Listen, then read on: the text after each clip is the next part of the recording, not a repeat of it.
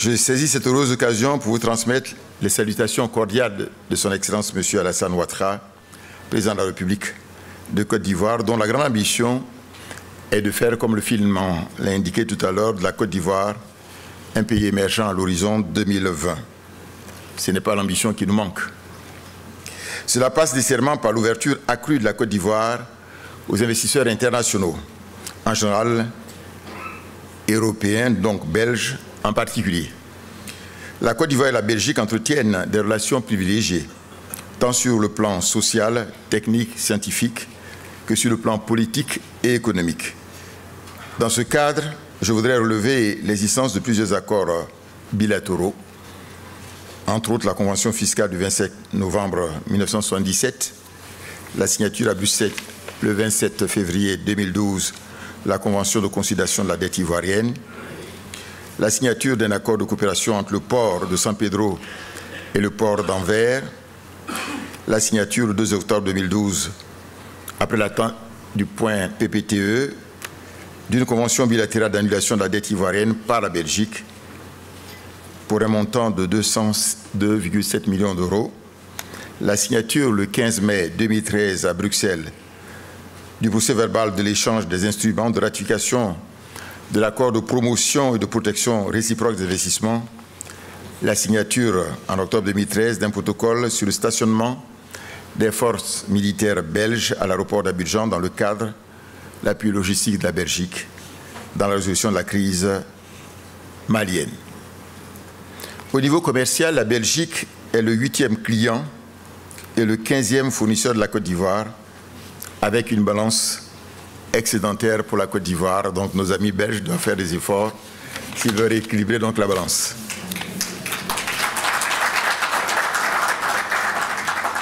En effet, les exportations à destination de la Belgique ont été de 402 millions d'euros en 2013 contre 336 millions d'euros en 2012.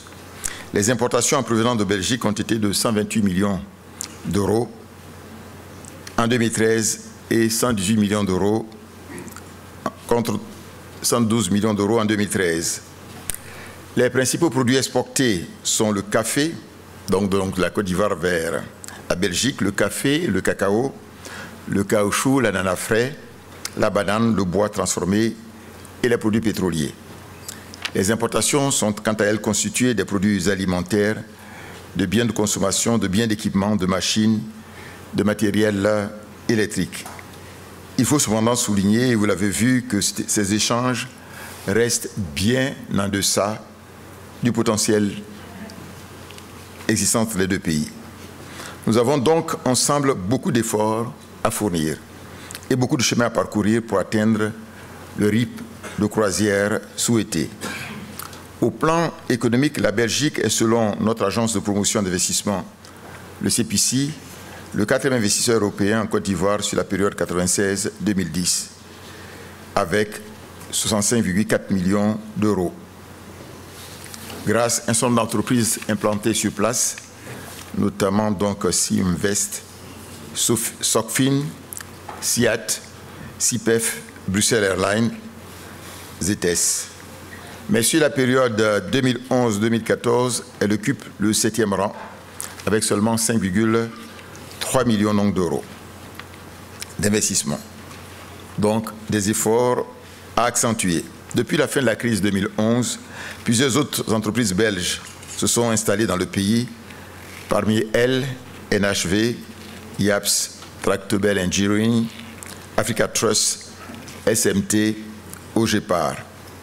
Régulièrement, de nombreux hommes d'affaires et de femmes d'affaires belges séjournent en Côte d'Ivoire pour des missions de prospection donc économique.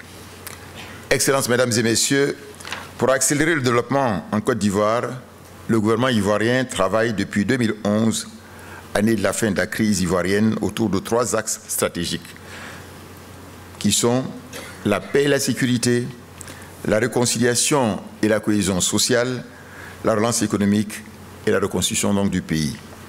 L'action du gouvernement depuis 3 ans a permis de restaurer la paix et la sécurité en ramenant l'indice d'insécurité, comme le film l'a indiqué tout à l'heure, et selon les normes donc des Nations Unies, de 4 à 2, et le niveau 2 est celui de Genève ou de New York. Donc nous sommes venus à la normale.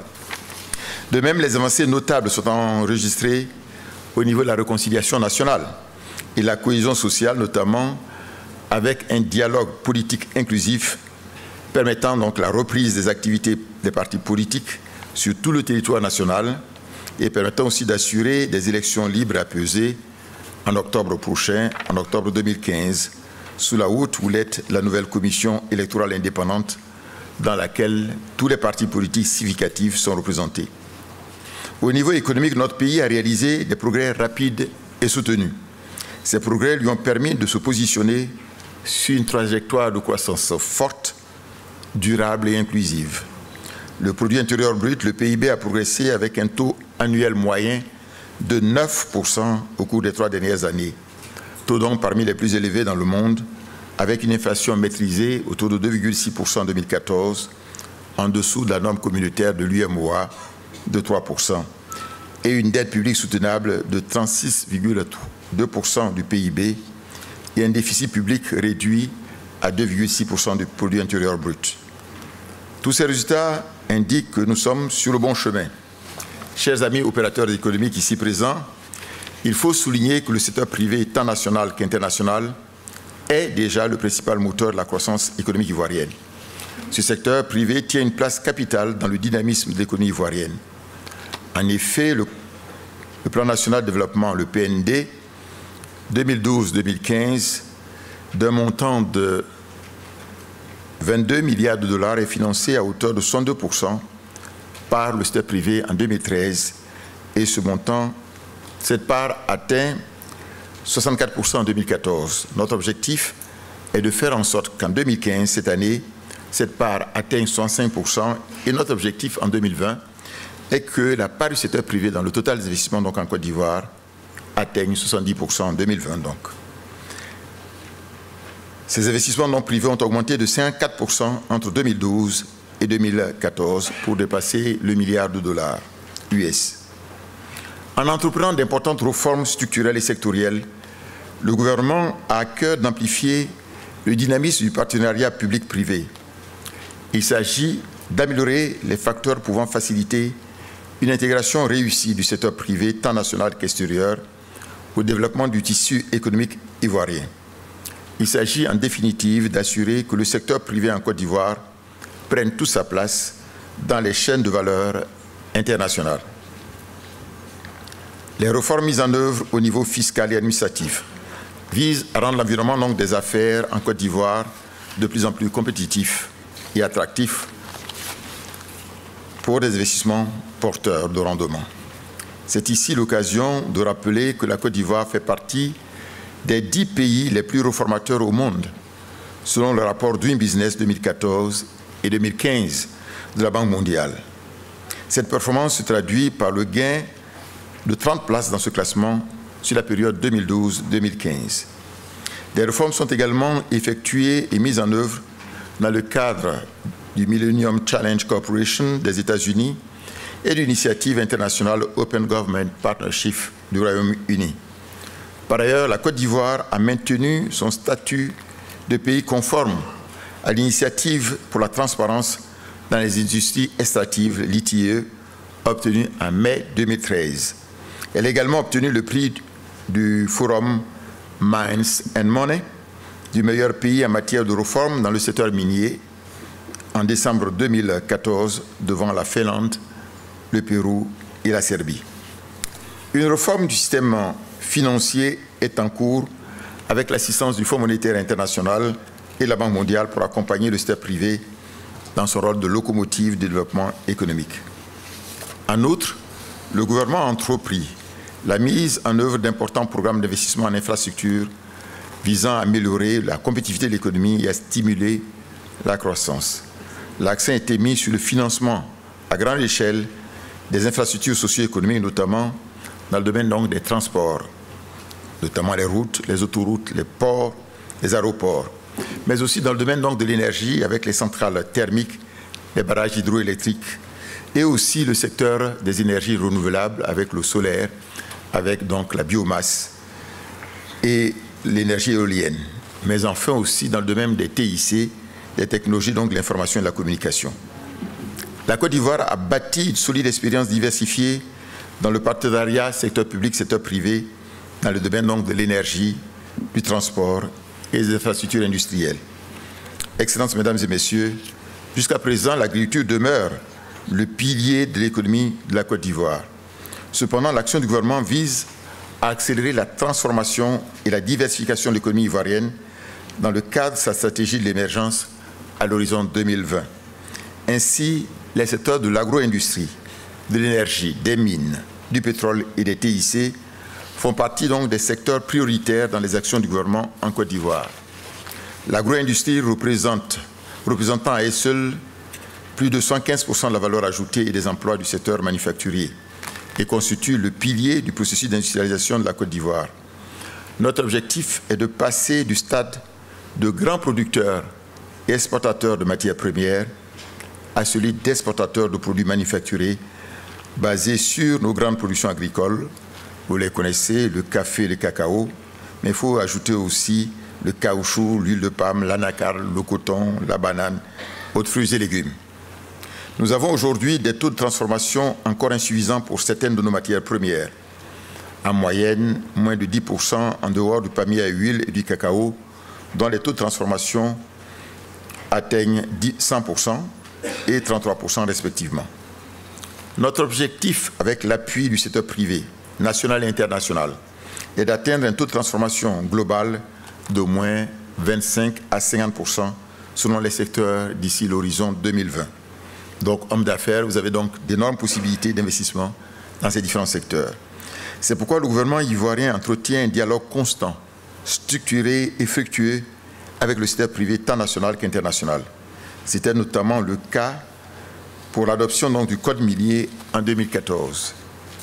Et nous venons de tenir une grande rencontre sur la compétitivité de la transformation du cacao en Côte d'Ivoire avec des opérateurs nationaux et internationaux de ce produit important. Ces questions seront approfondies dans le cadre de l'atelier de cet après-midi consacré donc à la dynamique de développement et des opportunités d'investissement dans le secteur de l'industrie en Côte d'Ivoire qu'animera donc le ministre Jean-Claude Ourourou. Le secteur énergétique ivoirien a aussi besoin d'investissements importants pour répondre à une forte croissance et une forte demande aussi bien locale qu'extérieure. Faut-il le rappeler, la Côte d'Ivoire fournit déjà l'électricité au Ghana, au Togo, au Bénin, au Burkina Faso, au Mali, avec à terme la livraison demandée dans la partie ouest avec la Guinée, le Libéria et la Sierra Leone. Avec une capacité installée actuellement de 1630 MW en 2014, le film parlait de 1400, mais c'était donc en 2013, nous sommes déjà à 1630 MW et notre objectif est d'atteindre 2000 MW dès cette année 2015, mais donc en 2020, nous devrons doubler et atteindre 4000 MW en diversifiant donc les sources donc, de production de l'électricité. Dans ce contexte, le gouvernement a adopté des projets nécessitant des investissements de 18 milliards d'euros. La Côte d'Ivoire dispose également d'importantes ressources minières, pétrolières et gazières, dont l'exploitation à grande échelle interviendra dans quelques années. Certains le savent, au mois d'octobre 2014, nous avons fait à Houston la promotion de l'Ultra Deep Offshore de la Côte d'Ivoire. Le gouvernement est heureux de la réaction enthousiaste des majors dans ce domaine, en particulier la société ExxonMobil, avec laquelle nous avons signé un contrat de partage de production en 2014 pour 2 grands blocs dans l'Ultra Deep, le 602 et le 603. Mais aussi, nous avons des sociétés comme Total, mais aussi nous avons des sociétés scandinaves. Et donc, le chantier est ouvert pour les entreprises belges et européennes qui souhaitaient donc investir dans ce secteur. Dans le domaine minier, notre pays regorge également d'importantes réserves d'or, de diamants, de manganèse, de bauxite, de fer et de nickel, de palladium et de scandium. En matière d'or, la production est passée donc de 7 tonnes d'or en 2009 à 18 tonnes d'or en 2014. Une grande découverte vient d'être faite au centre de la Côte d'Ivoire, dans le pays Yaouré, avec une mine qui aura une réserve en or de 192 tonnes d'or. Les potentialités et opportunités dans les TIC, les logements, les transports sont également importantes. S'agissant particulièrement des TIC, le ministre Bruno Koné est avec nous, la Côte d'Ivoire met en œuvre un plan de développement et de vulgarisation qui intègre à la fois la connectivité, la facilitation à l'accès et à l'équipement terminal, la promotion donc du contenu, notamment le contenu local, orienté vers la création des valeurs, les ressources humaines avec notamment l'ouverture d'une école supérieure, les ATIC chargés donc de la formation de pointe. Il convient également de noter l'achèvement de la construction de 2000 km de réseau à fibre optique et le lancement donc prochain de notre retour de 5000 km additionnels, soit donc un total de 7000 km de fibre optique qui permettra donc d'assurer la couverture de l'ensemble du territoire national et la liaison directe de toutes les villes intérieures avec les pays de l'extérieur dès 2017-2018. Par ailleurs, le gouvernement a lancé les travaux la zone franche technologique dénommée VITIB. Ces questions seront également approfondies dans le cadre de l'atelier de cet après-midi consacré donc au développement des secteurs des TIC que le ministre Bruno Koné se fera donc le plaisir d'animer.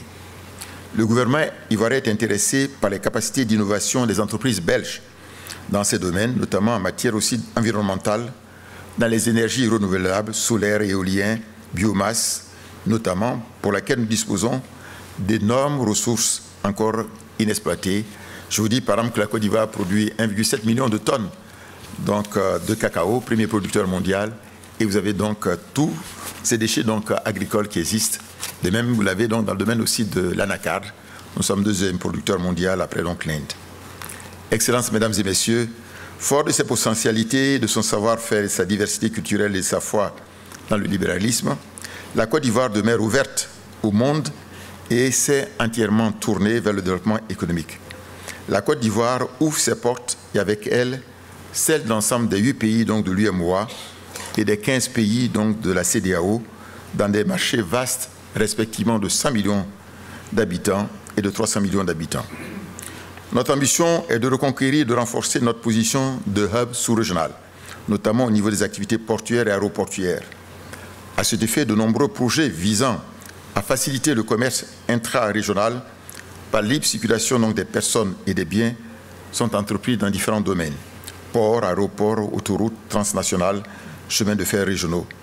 La compagnie Air Côte d'Ivoire dessert 19 destinations en Afrique, dont 17 capitales.